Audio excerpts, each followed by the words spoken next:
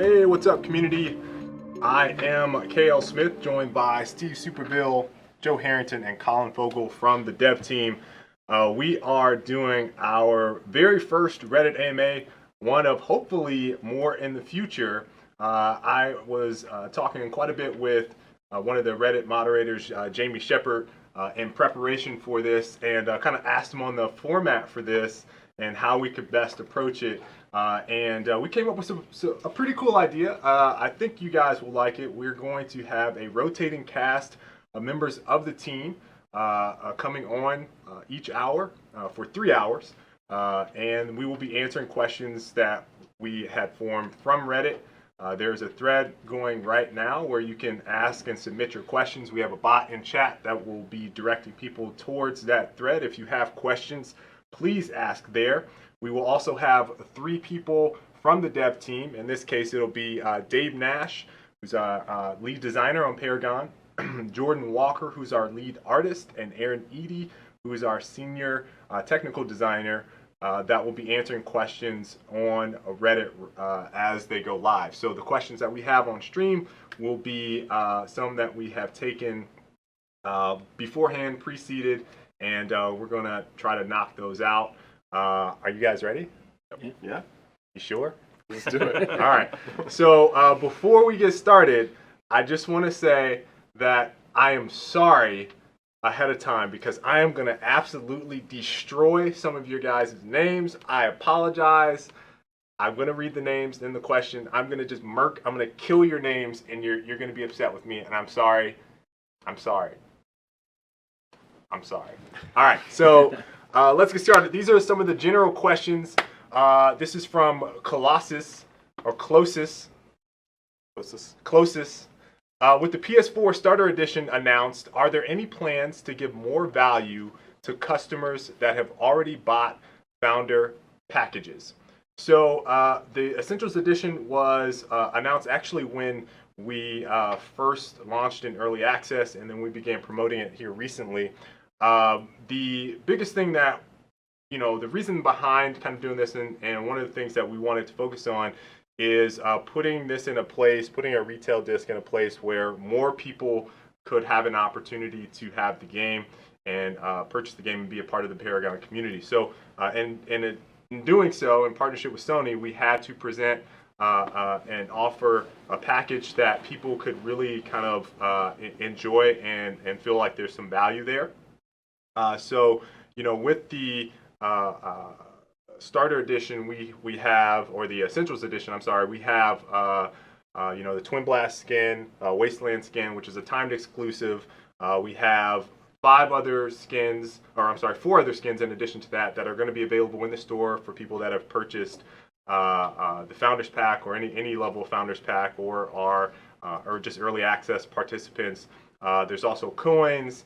And there's also 5 Challenger skins, which everyone that purchased the Masters pack, and in some cases the Challengers pack will have as well. So the big thing I think here is that we again wanted to offer people an opportunity that are coming in that don't necessarily want to buy a digital game. And maybe wouldn't have seen the game otherwise. We want to give them an opportunity to see Paragon and join the community. So that was the big thing for us.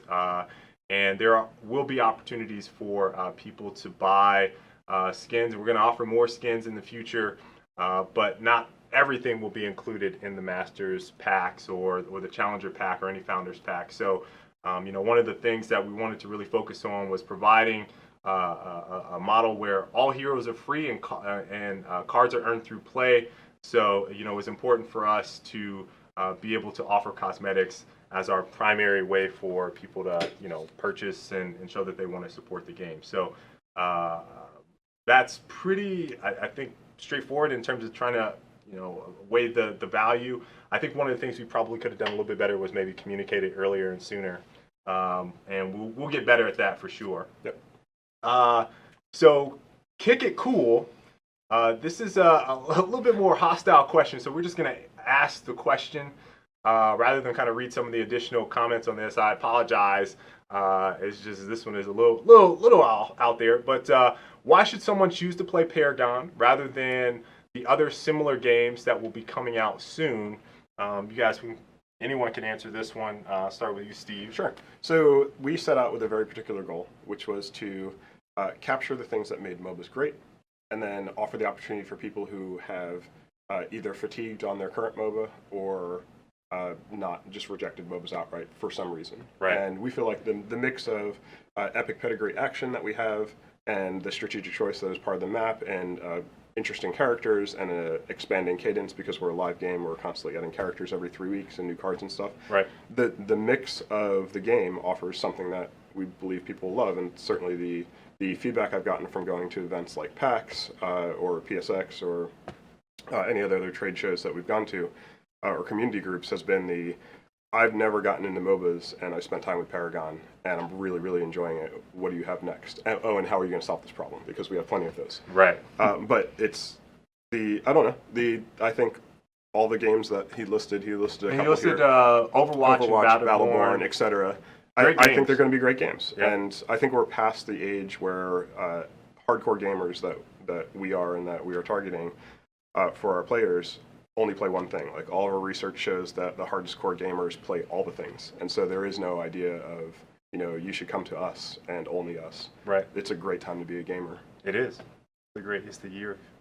There's a lot of stuff. There's a lot of stuff. It's exciting. Yeah. What do you guys think about, what are some of the reasons that, for me personally, I know why I want to play Paragon. I'll answer questions as well. But what do you guys think about what makes Paragon appealing for us to develop and you to play as a player? As a developer, the thing that's super exciting to me is just the commitment that Paragon, like we as a team, have to the community.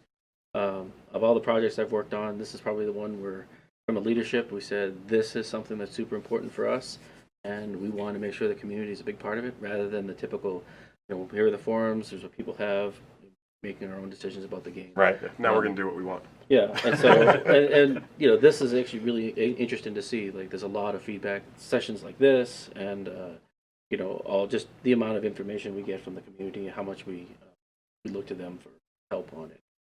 Not only that, we're trying to innovate in the space. Like, there's more. It's not your typical MOBA. Like, there are some things that are working and some things maybe not working so well. But we're trying to do things that make MOBAs a little bit more accessible to people. Challenging some of the basic tropes to say, like, do we have to do this? Right. Whatever. So, as a developer, it's pretty exciting.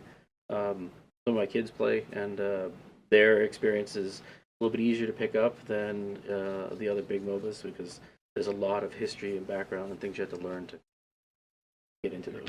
Yeah, for sure. I'm sure we'll get there, but then there'll be another version of Paragon from somebody else. It's the same thing. Yeah. Colin? Yeah, as a player, I've played a lot of MOBAs across basically all of them. Right. I played all the MOBAs. I'm gonna say that. And with Paragon, it's really cool because I'll often have a fight or something and then go back and watch it, and it'll be like, oh wow, taking a step back, that was completely different how it looked and played out, and the action involved and that kind of thing, compared to what would normally happen. So that's what's exciting for me, is just it's action packed. And you can go back and watch it, and it's a visual spectacle, and that's really cool to be a part of. So that kind of answers that. Let's see here. I'm going through. He has a couple of different questions in here, and we'll try to go through these as fast as we can. Do you consider alpha development stage to be an appropriate time to experiment with fundamental game designs and systems? If so, why was the global movement speed increase not tested or attempted during the online test phases when the majority of players were asking for it? Did the team increase movement speed knowing that doing so in a vacuum would lead to huge balancing concerns without prompt, sufficient fixes? So for reference, for those that don't know, if you're new, we had a movement speed pass that came in 2.4, yep. Which was a pretty big change. We increased the movement speed we increased it by 12.5% universally, with some higher percentage changes in other places, straight speed and stuff like that. So what do you kind of think about, first off, how we kind of do testing, what that opportunity is for? Right. So online testing was first and foremost hey, we've never made a live game like this before. Right.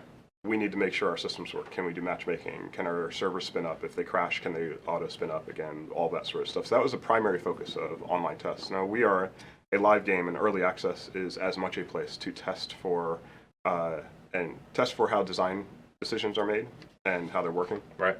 and then make changes. And to be candid, I expect that to continue once we're in open beta also. Right. This is a actual beta, right? Not a demo that a company puts out knowing that they're going to launch and be official in 3 weeks, and they're never going to make. They're asking for feedback from the community. Right. They're not making any changes relative to it. So, to give some backstory, during the OTs, we had our first OT in December, like December 22nd, just before Christmas. Universally, the comments were the game is too slow. Right? There's a lot of promise and people were excited about it, but it was too slow. So, in mid-January, we had OT4, and we increased the movement speed significantly, and we also increased projectile speed. And while the conversation shifted from it's universally too slow, it basically shifted to 50-50, a conversation in the community members. This is a MOBA. It needs to be a slower pace so you can process what's going on in the fight, Right. that sort of thing. And on the other side, it should be more of an action game. And one of our jobs is to be deliberate about taking feedback and making decisions. Mm-hmm. So we have to be cautious about responding to vocal minority and give players a time to adjust to the changes. Right. Because we've all played live games, and anytime the design team for the games we love makes a change, if it benefits me, I love it. If it doesn't and it makes me change my play style, I hate it. But generally, I grow to appreciate the reason for the change, and I continue playing the game, and I can recognize most of the time it makes the game better, sometimes not, that sort of thing. Right. So as we go through early access, we're going to continue doing that. We realized that the players were continuing to talk about it. We do a lot of surveys after OTs. We got a lot of feedback, continued feedback that players... Thank you, by the way, for participating. Yeah, we had amazing participation for surveys.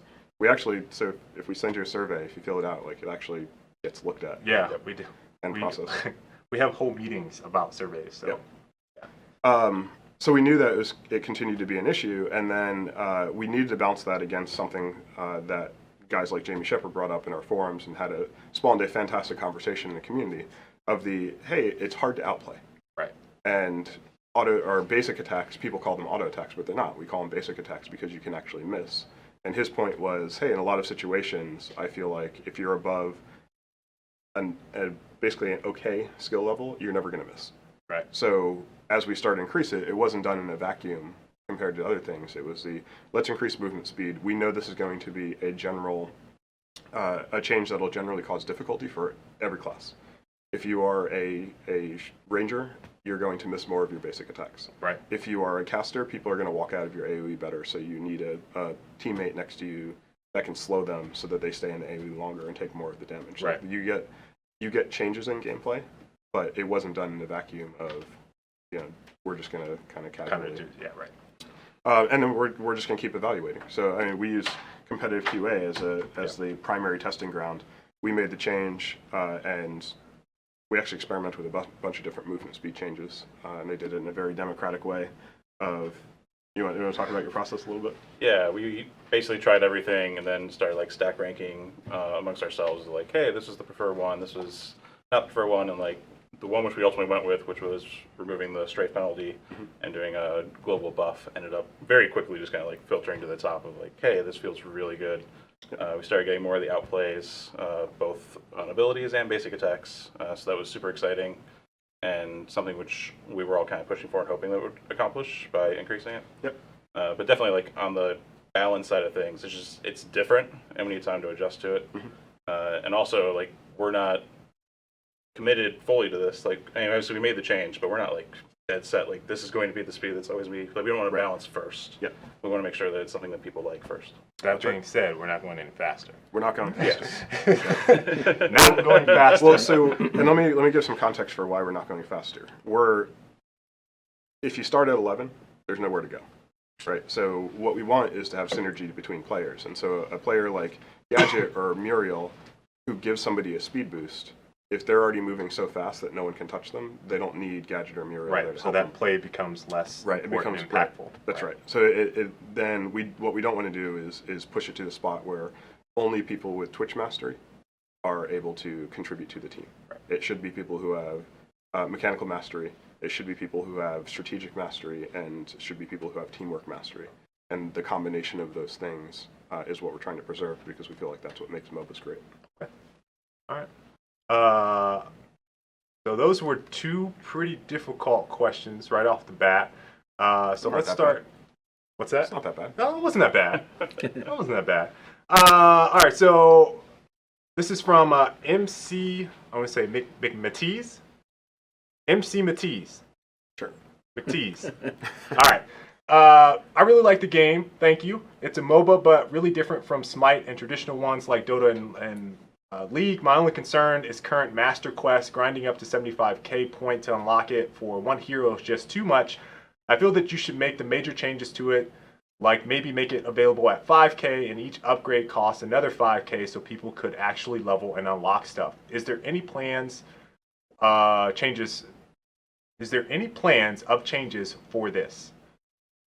I know we've talked about some of this. We've talked about some of this before. So the grind up to 75k it's daunting, but the goal was to basically set achievements like a master skin at a level that when you saw it, you went, that guy or girl, right? Invested a lot of time in playing that character and achieving something that they can show off and be proud of.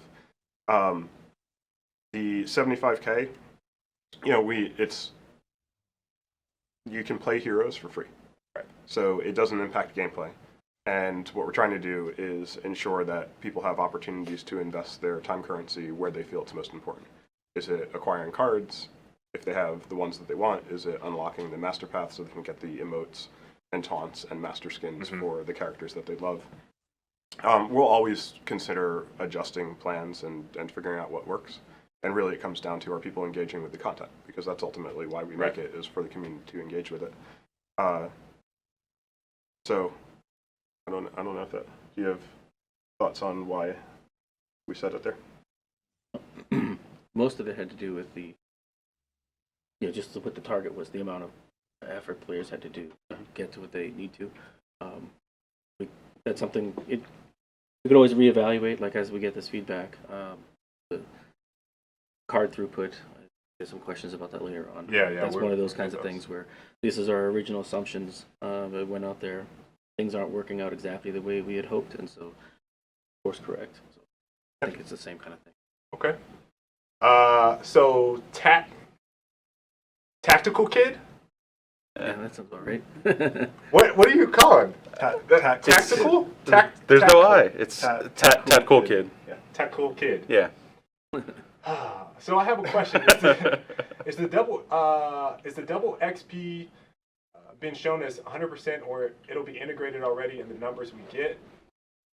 The reason I'm asking is I'm interested to shell out the win boost to EXP boost I activate in the weekend, and it'll give me plus 600% by that logic. If not, I'll be at 300% max. Sorry if it was unclear to anyone.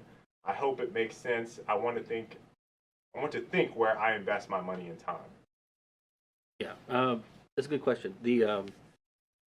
Just to go over a little bit of how the math for XP works. When you complete a match, you get a certain amount of XP, right? Based on time in match. If you win, you get a 50% bonus on top of that. So that's sort of your base starting point.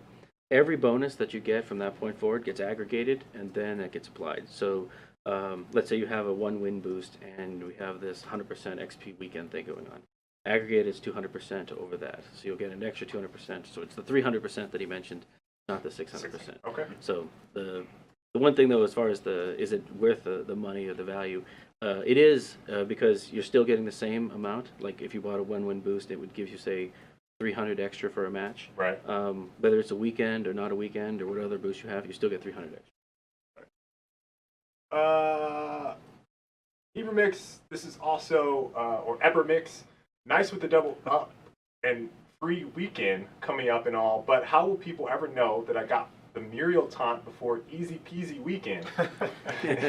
I'm spamming it every game before Friday to let people know, but news ain't spreading. Is there a master before it was mainstream t-shirt in the works or something? My ego is very fragile when it comes to this stuff. Also, thanks for everything. Don't ever take off that bandana, Superville. You make it work better than Jobs did with the turtleneck. Nice. Nice. I can't take it off because it's a mess up there. My wife would yell at me. Well, we can help him now by spreading the news that Yes. Evermix had his Mario Master Skin before Easy Peasy Weekend. There you go. All of Reddit AMA now knows. Yep. So this is kind of, is there a Master Before Was Mainstream t-shirt in the works or something? I mean, we have some swag questions in there littered throughout this. But... So it raises an interesting question, and this is just the, in being game dev, there's always stuff that we'd love to do that we haven't had time to do. Right.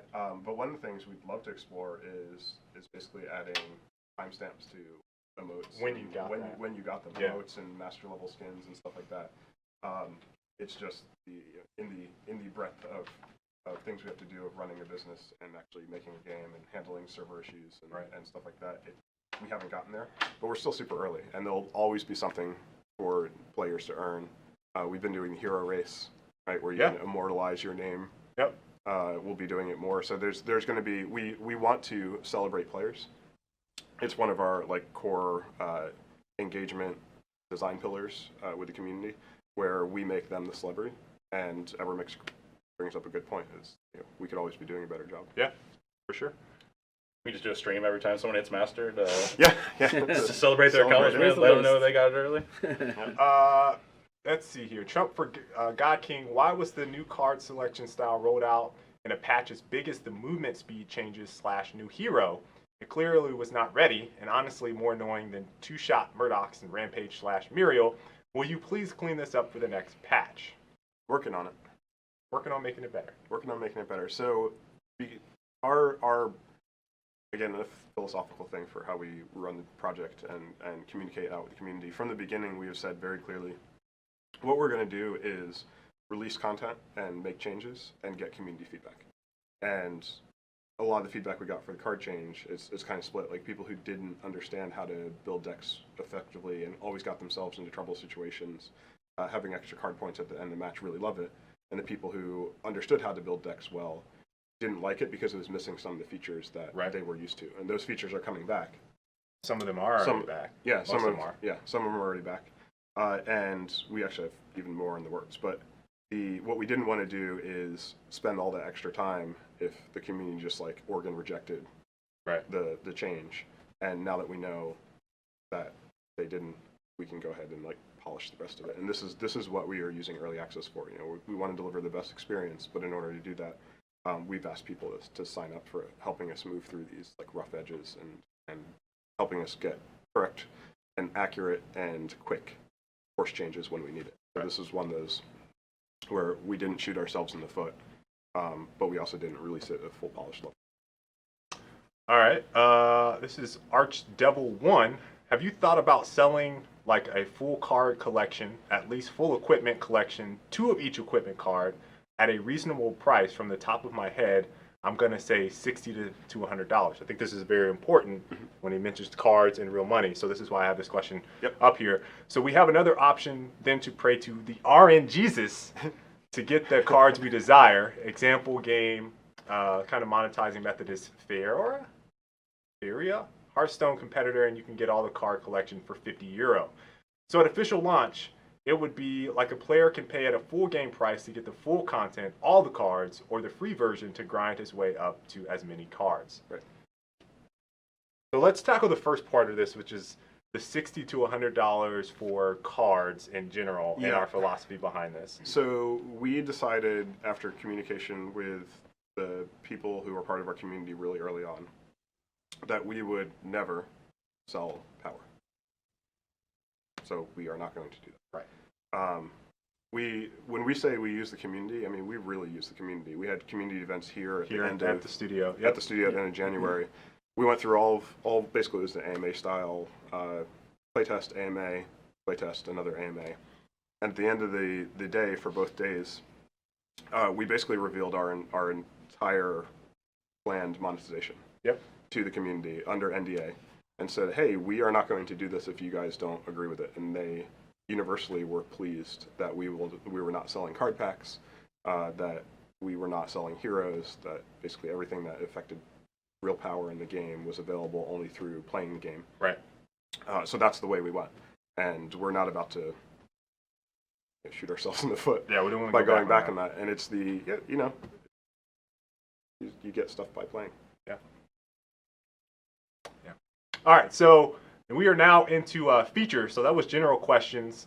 We'll try to burn through a lot of this stuff because I know we have half an hour with this group left before the next one. So we have a lot of questions. Yeah, There are all right, a lot of questions. Let's try to Fire. blast through these. So for features, Ilhart, will we get in-game voice chat?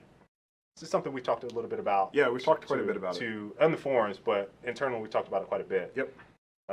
What are your thoughts? So eventually we will work our way towards in-game voice chat.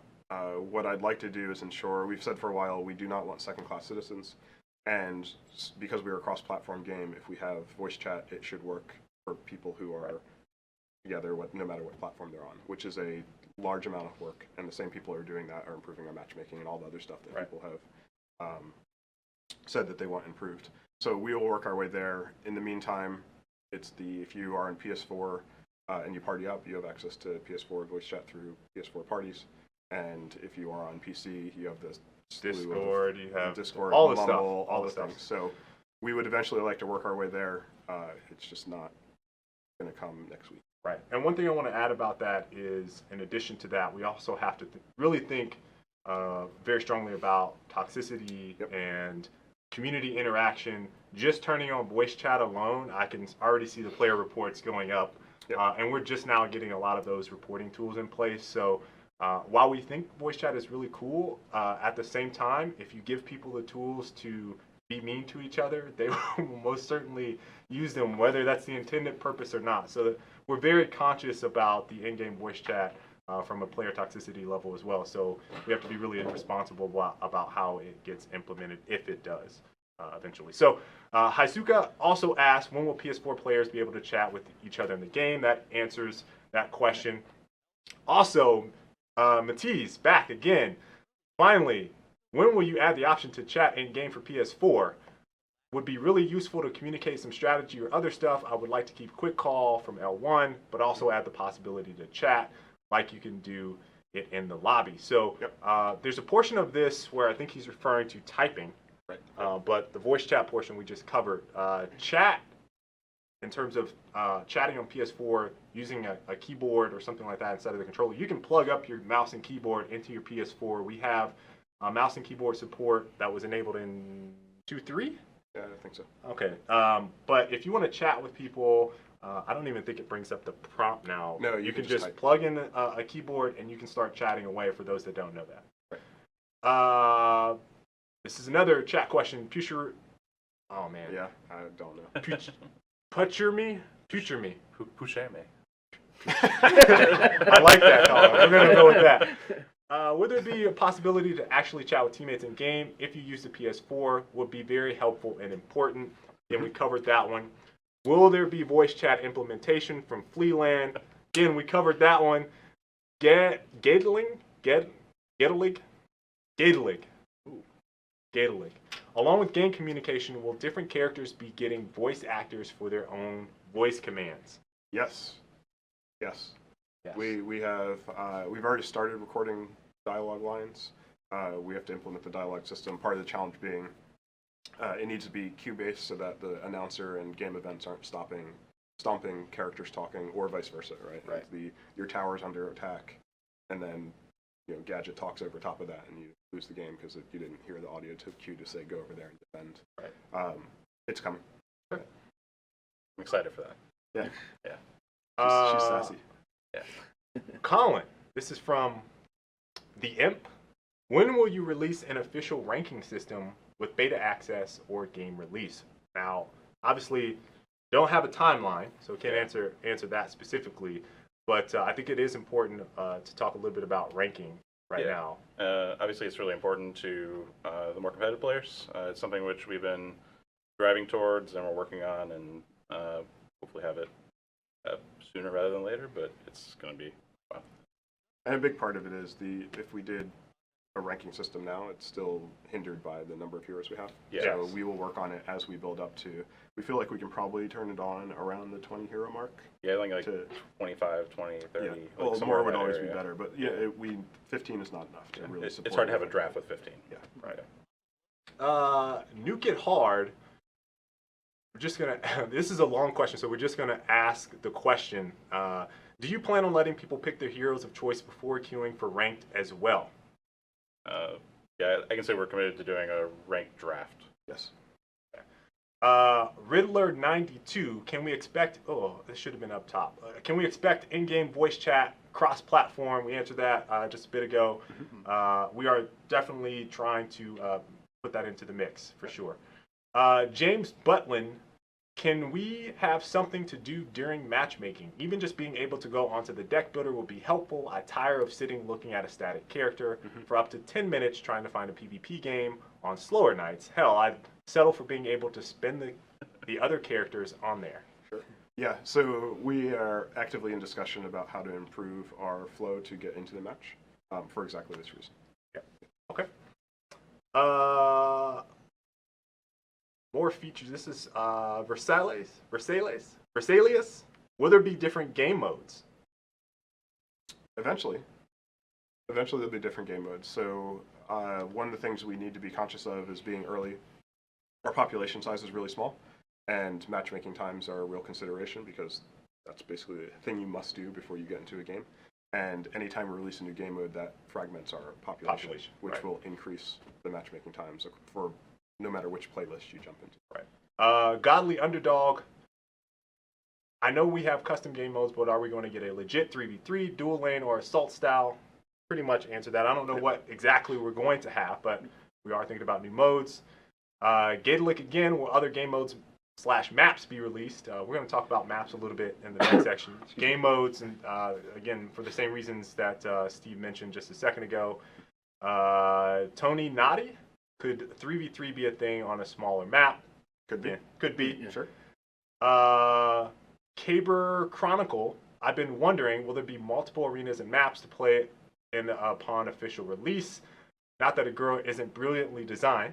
Thank you. It's just that I would love to have some variety. Thanks for the AMA. Loving the game so far. And again, Steve just hit that one as well. So now we're into cards.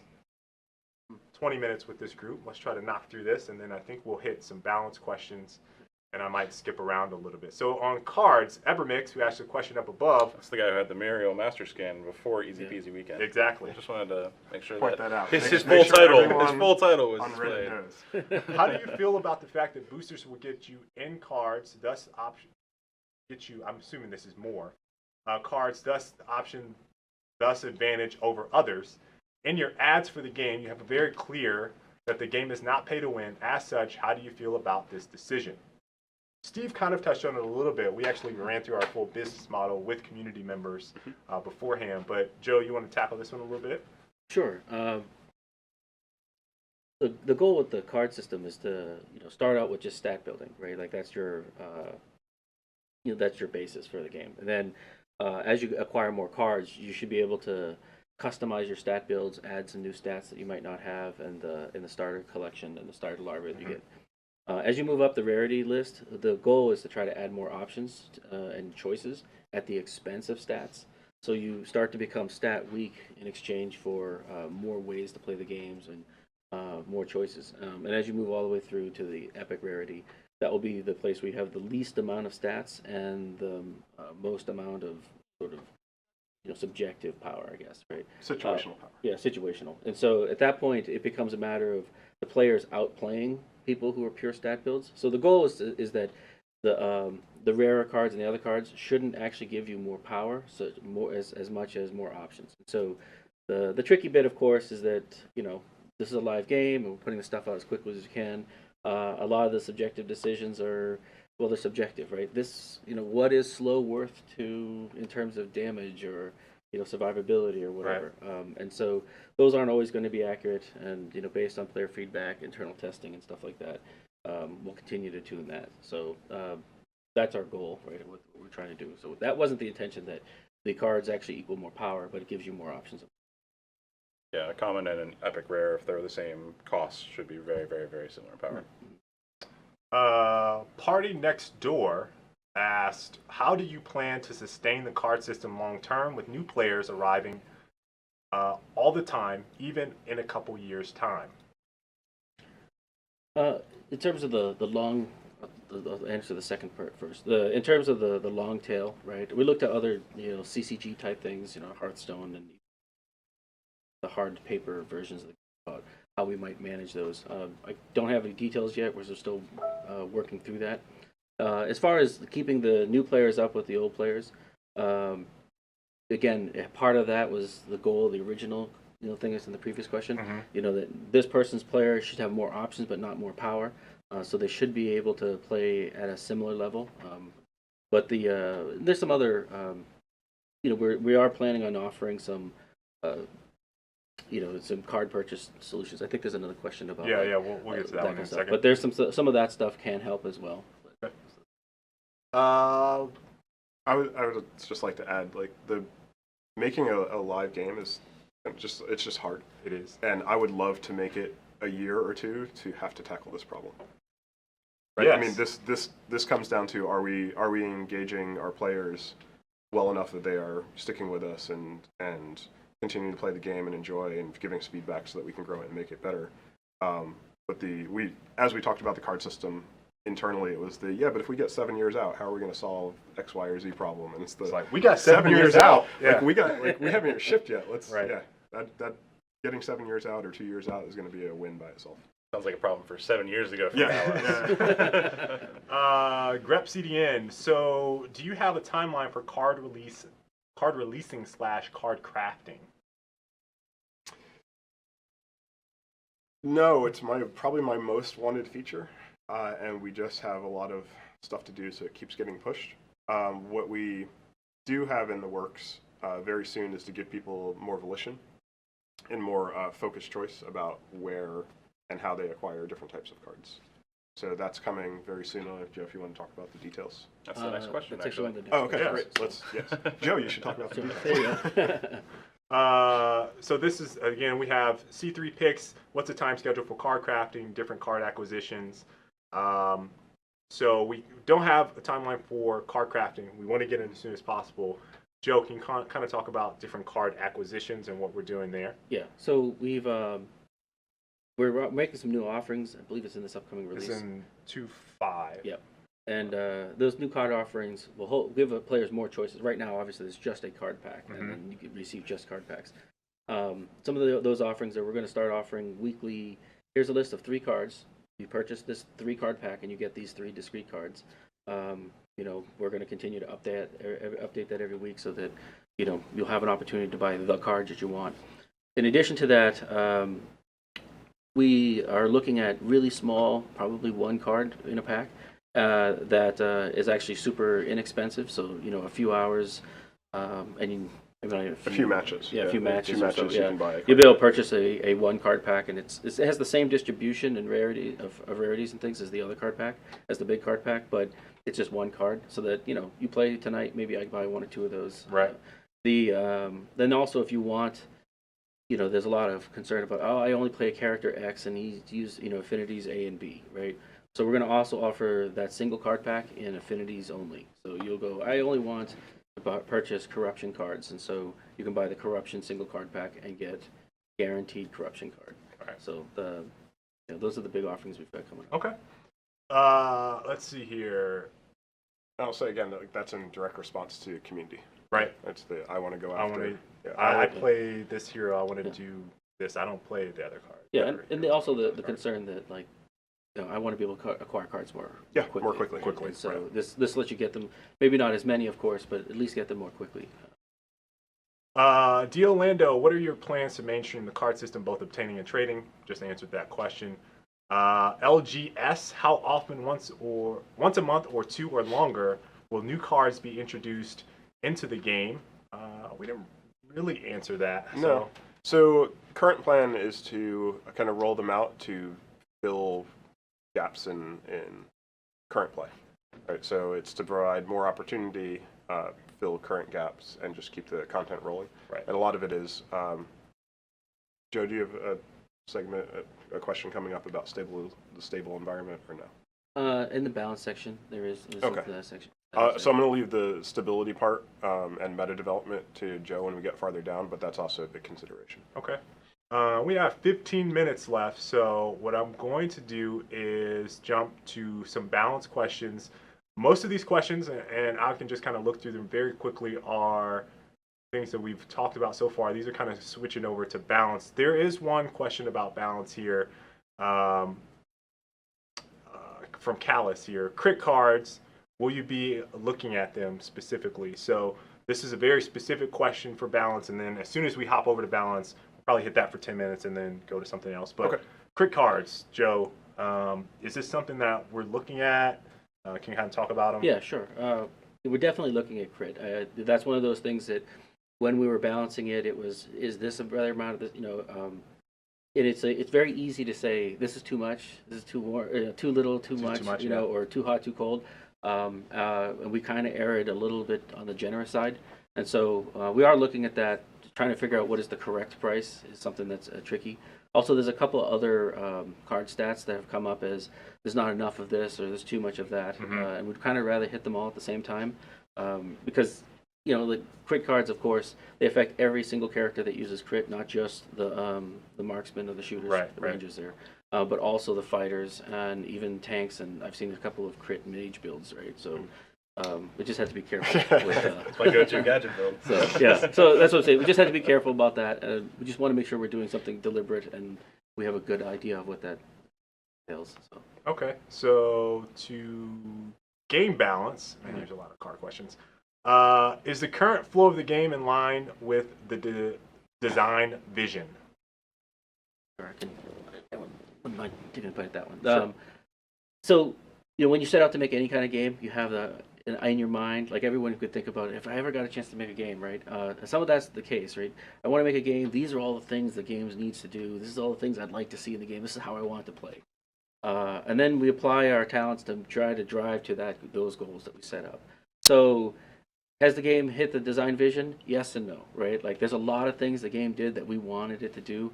And there's some things it didn't, right? I think the rest of the question talks a little bit about... Yeah, so right now, it doesn't feel like any MOBA he's ever played, he or she.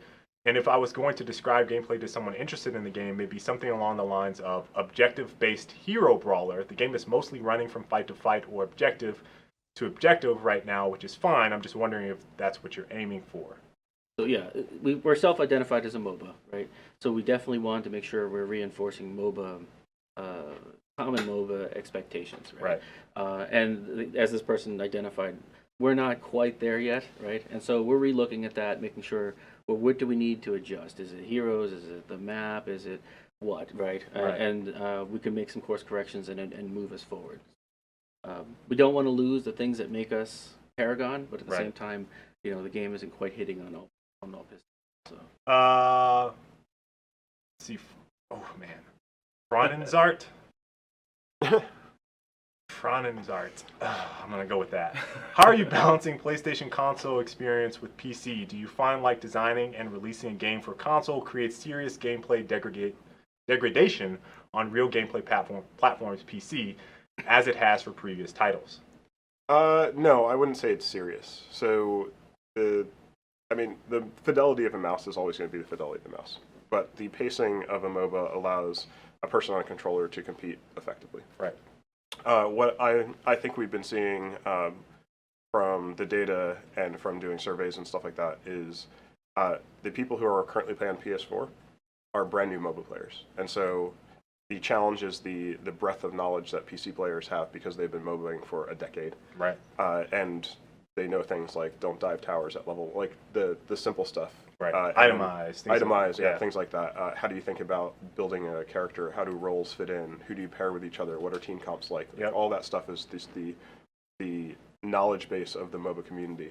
And it's going to take some time for that to transfer over to people who are brand new to MOBAs, whether they're PC players or PS4 players. I think that's a larger issue than just the mechanics of input device. Okay. We have a couple questions about that. All right, so I want to hit this one because there's several questions around card experience or card power. So what is the purpose of having a cap on card power? Why the late game cards? If you filter, it doesn't make sense to invest into them. For instance, the Stasis Gem has a great passive, but doesn't make sense to save up since you lose so much damage by investing into it. And that's we kind of talked about the choices, right, that you make. So can you kind of talk about the cap, both on the 60-point cap, why that exists, and let's talk about card power a little bit as well. Sure. The reason there's a cap, unlike other MOBAs, like our items don't have a fixed price. Like you purchase an item that costs 3, and then depending on what upgrades you put into it, it could cost anywhere from 6 to a lot more, right? 18 or something. So that makes it real difficult to have a good idea of what like an end game hero will look like. By establishing a cap, we can do that. If we don't have a cap, the trade-off is that the best cards are the ones that are the most expensive, right? And you effectively get to a place where you have a cap, where you go, these are the most expensive cards anyone can put into their slots that's relevant to their hero, and the most expensive upgrades you can put into there, and that's your new soft cap, right? And then it really becomes pay to win, because the person who has ground out more and has a bunch of 7-point upgrades actually can be more powerful. The trade-off, though, too, is that we still have a cap at that point, right? But we've lost an amount of flexibility in terms of what we can design and what we can set the point cost of things. So right now one of the things we're trying to do is with you're having certain expensive, say, face cards or cards with fewer upgrades or whatever, or no upgrades. Then now you have to make that up somewhere else. So let's say Portal Stone has come up in some time. It's an expensive card with no upgrades on it. If most of your cards are going to have, say, 12 points or 10 points of upgrades on them, you have to make up those 3 points somewhere else. And so now an expensive card has value in helping you reach the cap if you need. So that's why we have a cap. It gives us more flexibility, and it gives us more flexibility. It's a little bit easier to balance because we don't have to do this is the terminal build for every single hero and every single possibility, and make sure we don't create cards that allow you to go beyond the cap. Okay. That talks about the cap. Another question around card power is the ability to share, which is very different from I think what a lot of people in MOBAs are used to. So these tend to kind of skew towards a death ball question. So I'm going to collectively choose them. This is from Blood Rage Gaming. Are you going to fix card power sharing and try to find a way to discourage deathballing, which is the term that people use for groups that roam around and get kills? So this goes back to that first question, like, are we satisfied, or is the game meeting the vision, right? So deathball isn't something we wanted, obviously, to be a primary strategy. So we're going to try to address deathball, and as part of let's move this game closer to some of those MOBA things we expect, make sure the behaviors are healthy and the kind of things that we want. Card sharing is certainly on the table as something that we want to cut, not cut, but adjust. The concern about cutting it or changing it dramatically is we implemented it to solve a problem, which is in a typical MOBA you've got 2 people and you can accidentally last hit, or you don't necessarily understand the concept of last hitting and inadvertently damage the carry you're trying to support or whatever. And this kind of solves that. It makes that a little bit easier. Unfortunately, like every solution, right? Like it creates its own set of problems. Right. And so we're looking into it for sure. Like we definitely don't want to encourage death. And one of the things I think I really love about the game, and I have to rabbit hole on this for 1 minute, is that what card power sharing ultimately brings for me as a player is more action. I've always had a tough time just being someone that's been very action oriented in a lot of the games I've played, hopping in and not having that experience where and this is some of the traditional MOBAs, I have to spend 15 minutes in lane or 5 or 7 or whatever, and I can't just hop right in and be effective, right? And I feel like card power really kind of tilts that a little bit on its head and says, okay, you can have an action-packed experience, contribute to the team, and feel like you're doing something more than just sitting in lane and farming. So that's the type of thing we want to preserve. However, the simplicity of just a 5-man death pack is not it. So what we want to aim for is early game action being a viable part of strategy, but obviously if you fail at it, it should cost you. Right. If you don't successfully get a kill or whatever as you go hunting, it should cost you. And right now, Deathball is effective for a couple of reasons. One, because it tends to be a coordinated team doing it. Two, because people haven't learned effectively to use wards. You know, if you watched a Gore GG tournament, the top teams were warding like crazy, aggressively warding early on and through First the entire blood was match. like 17 minutes. Yeah, I mean, it's part of running our first live game and having new players come in where it's going to take a while for Gore Rising, by the way. What did I say? Or GG. Sorry, I meant Agora Rising. It's the got too much symmetry in names in our community sometimes. I want to hit competitive gaming stuff real quick, so let's hop over to that for just a couple minutes. Agora Rising. Sorry, Josh. And stuff. So for competitive gaming, what are your plans for the competitive future of this game, and how do you plan to grow it? And I guess, Colin, you and I can kind of both talk about this very quickly. You know, I think that one of the things that we are really honing in on and focusing on, and we kind of have this when people kind of bring up esports or competitive gaming, is we can only do so much to force it. And one of the things is, you know, I have a background in esports. Colin has a background in esports. One of the things that we learned way back when is like when we see it being pushed too hard by publisher, developer, whoever, and the community isn't there to embrace it, it fails every single time. So for us, I think it was really important to let the community, let you guys say, okay, this game, Paragon is an experience that I want to enjoy that I enjoy at a competitive level, and I want to see it grow.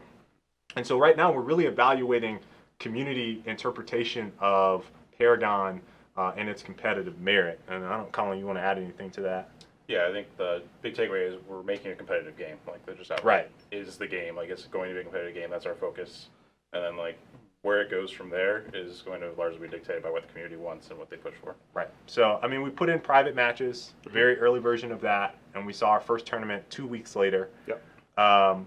You know, as more people come into the game and as people start asking for more features to it, I think we can kind of evaluate and say, okay, this is what we need next. We need to do this. Replay tool has been something that people have been, you know, using in that case, and we've added more tools there as well. So, it really is a cyclical relationship between It is. devs and community. Josh and Seth ran Agora Rising, not Agora GG, Agora Rising tournament, and while I was watching the finals, I was typing them in, you know, a tweet that said, "Hey, I would love for you to send us your most encountered bugs and issues and what you'd like to see improved."